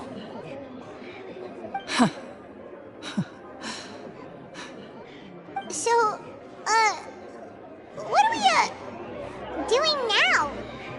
Like Lyney said, when you're ready, let's head outside and watch the show. But what about Gemma? She'll figure out what's best for her soon enough. Oh, and if you'd like to see Lyney after the show, you know where he'll be. The usual haunt. All right. Well, let's go and watch Lyney's finale then. This trick's a pretty dangerous one, but he should be able to pull it off, right?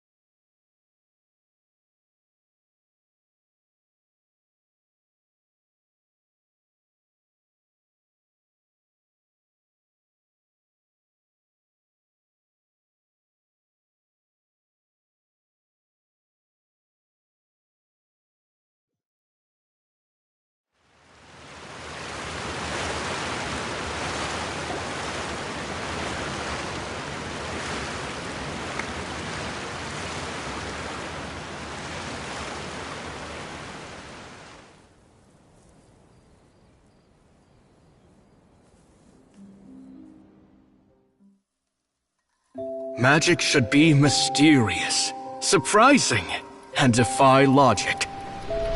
Magic is hard work. Every single movement has to be practiced thousands of times. It's alright. We're used to that.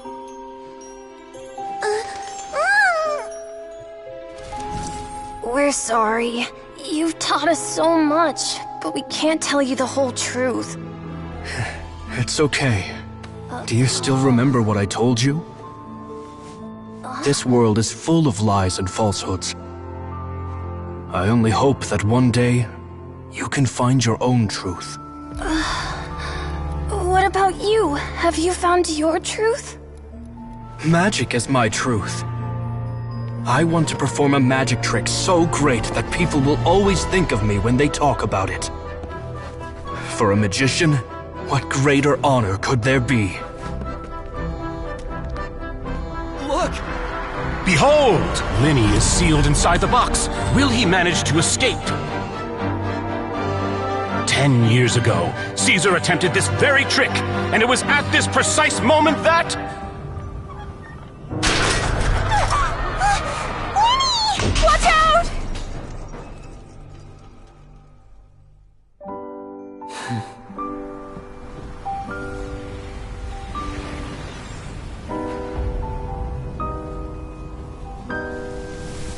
Mysterious. Surprising. And logic-defying. Isn't that right? This honor belongs to you, Caesar.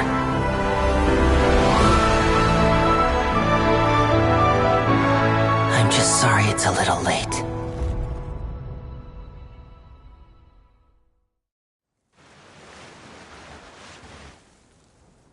Did you see that? 1 minute he was falling, and the next, he turned into flowers. How could he possibly have done that? How mysterious. I didn't blink once. He just vanished, right in front of my eyes. What a heart-stopping magic show. This was really worth the trip. Caesar's name has finally been cleared, and Fontaine's new star magician Lyney has fulfilled a wish on his behalf. Oh, I couldn't ask for a better grand finale. It will make a great headline for the Steambird tomorrow, even if I do say so myself. Whew. Looks like everyone really loved Lyney's grand finale. Paimon doesn't see Lyney anywhere. Where'd he go? Oh, Lynette said he'd be waiting for us at the usual hunt. But, where is that? Oh, you mean the one where Caesar's buried? Yeah, that's probably it. This whole magic show kinda seemed like Lyney's way of saying goodbye to Caesar. So it makes sense that that's where he'd be afterward. Alright, let's go look for him there.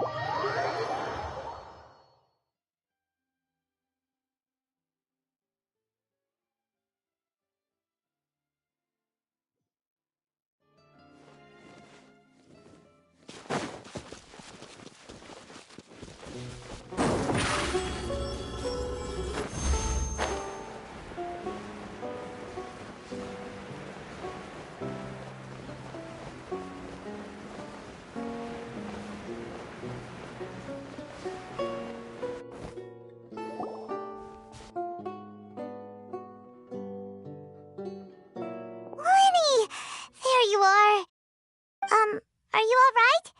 Paimon was scared to death when the chain broke. Paimon was sure something had gone horribly wrong. Magic is a performance art. A magician has to get creative to keep the audience on tenterhooks. That's our job. So I tweaked Caesar's original setup a little to keep it fresh. I was honestly a little nervous during the live performance. The thought of falling, suddenly feeling weightless, seeing the sky and the ground spinning and spinning. Sometimes, I can't help but wonder what Caesar thought in those final moments. Did he regret taking Gemma and Lorenzo on? Or did he believe that it was his own slip-up right until the end? You know, Paimon's been wanting to ask you about something ever since we were in Caesar's workshop. You learned magic from Caesar once, didn't you? When was that?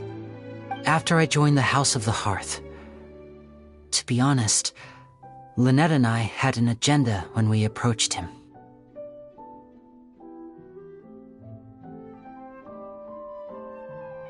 I told you about my past before, remember? As a young boy, I survived by secretly learning magic from street performers. I'd watch their tricks and try to figure out how they were done. But I quickly realized that observation alone could only get me so far. What I saw was the polished final performance, but the rigorous training they put in behind the scenes remained invisible to me. I needed to learn how to improve my sleight of hand, hone my misdirection skills, and make niftier props. We were gifted enough that we'd made some progress by ourselves, but without proper guidance from a professional magician, we quickly plateaued. So that's why you sought Caesar out? Yes. We figured there was no harm in asking, but it took us by surprise that he was so willing to teach us. In all, we only spent 10 short days together, but he was very good to us.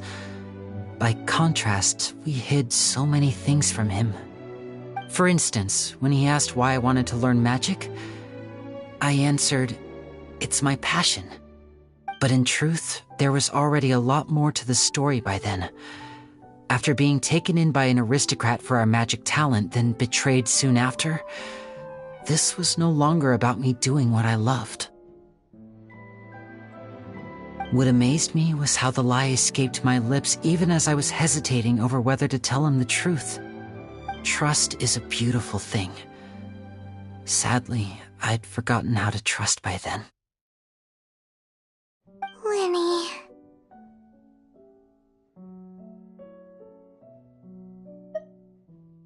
Still worried about the way I feel?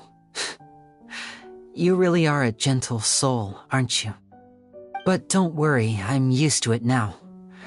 From the mansions of the elite to the House of the Hearth, lies and selfishness have followed me and Lynette everywhere we go. After Caesar went on tour, we became busy with our missions. The next we heard of him was that he'd fallen to his death, and was now declared to be the Phantom Weasel. That night, I remembered his smile. But as I lay there, I didn't know what to say to him. To keep secrets is to put up walls. The longer you keep them up, the less you let people in. Then, one day, you look around and realize your life is like an empty auditorium after a show, full of seats once occupied by all the people who left. But I guess that's the price we have to pay. You only realize how much someone really meant to you when you lose them completely. That's why I was so confident this would hurt Gemma. Because I felt it for myself. Yeah, cheer up, Lyney. We've had to say our fair share of goodbyes during our journey, too. But whatever happens, Paimon always believes in what tomorrow brings. Delicious food, fun toys, and the traveler by my side. Paimon just needs to focus on things like this, and all the unhappy stuff goes right out the window. You know, Traveler, doesn't that kinda make you Paimon's truth? Exactly. It's the same for me and Lynette. We are the truest thing each other has in the world, and nothing can replace that. Life has taken plenty from us, like it did from Gemma. But at least it left us with each other. That's what gave us the strength to get through the darkest days. That's why the darkness never consumed me and why it never will. Maybe we live in the shadows too, but we remember every precious ray of light that shines through. All right, time to lighten this conversation up a little. What did you think of the show tonight? Were you happy with it? It was amazing! Paimon just wishes we hadn't been so distracted with the Gemma situation. We spent most of our time in the Opera House just talking and pretty much missed the entire first half of the show. Lyney, could you do just one more trick for us? Whoa, that's a bit of a tall order, I'm afraid. The show's just finished, so my sleeves are decidedly card-free right now. Aw, come on! Surely you can think of something. The Lyney Paimon knows can do anything if he puts his mind to it. Oh, all right then. I'll give it a go, but only because it's you. Watch closely. I have a flower in my hand. You liar! There's nothing in your hand! We ain't going along with this! Huh? My goodness, you're right. But I could have sworn I brought one here with me. Okay, try this. 2, 1. 3, 2, 1. Now, have another look around. Maybe the flowers appeared somewhere else. Really? Let's see.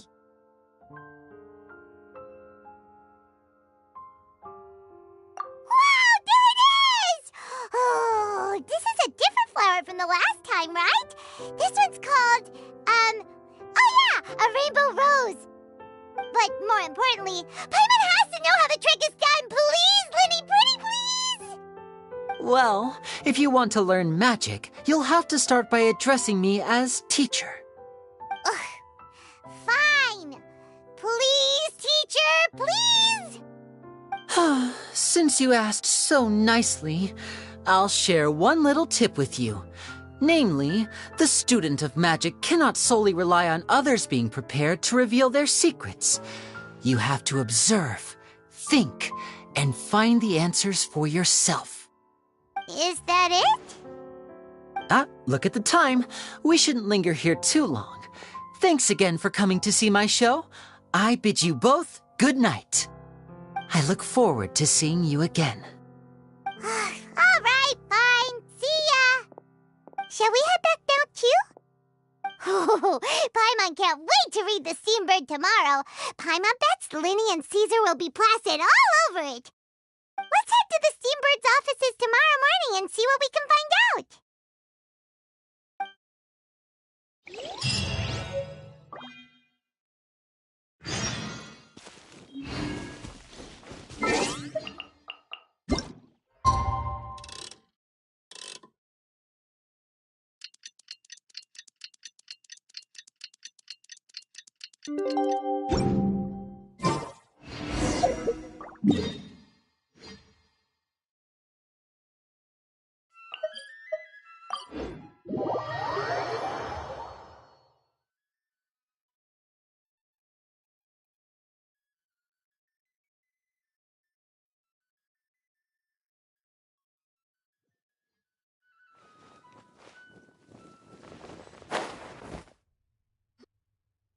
I'm very sorry, Charlotte, but my sister and I are quite busy today. I'm afraid we'll have to decline this interview. Oh, please, Lyney, I'll only take a moment of your time, if you would be so kind. Huh? What's happening here? I spent all night writing my piece about the Phantom Weasel, and it was going to go to print this morning. But just as dawn broke, I suddenly received news that Caesar's fiancée, Gemma, had contacted the guards and confessed to having been the real Phantom Weasel all along. That was quick.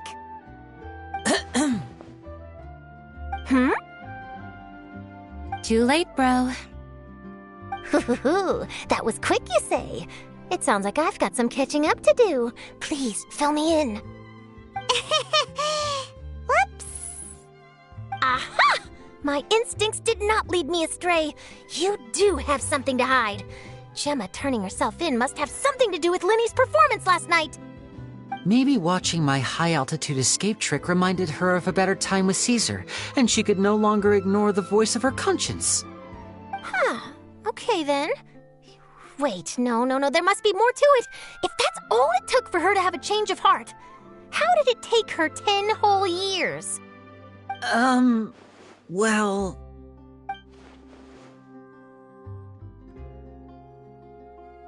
Oh, I remember now! You and Gemma were nowhere to be found after the show. What happened between you? Quickfire question! Where did you all go after the show? Oh, we went to the cemetery and Lyney did a private magic trick just for us. Actually, glad you mentioned it, because that reminds Paimon, guess what? Lyney started using rainbow roses in his tricks! What? I don't recall ever having received a rainbow rose from you myself. Is this supposed to mean that they're more important to you than your own sister? No, I just, What now? Oh, did Paimon say something wrong again? This is getting pretty awkward. What do we do, Traveler? Seems like this interview wasn't meant to be. Well, never mind. There's always next time. Forgive my persistence, but when there's explosive news waiting to be found, I can't turn away. The news about Gemma has already made waves, and I'll stop at nothing to get to the bottom of it all. Apparently, one of the things she said to the guards was that her final wish is to see Lorenzo one last time. There's clearly a web of complicated relationships there. Can't blame me for being curious. All right, I guess I'll leave you to continue the rest of your conversation in peace. Bye for now.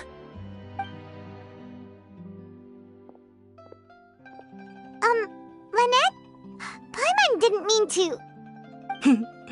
Don't worry, I wasn't angry. I was just trying to distract her. Oh, really? Oh, thank goodness. You scared Paimon there. Phew. You and me both, Paimon. You and me both. At least it did the job, right? Please, take good care of that rainbow rose. I'd be really upset if you lost it.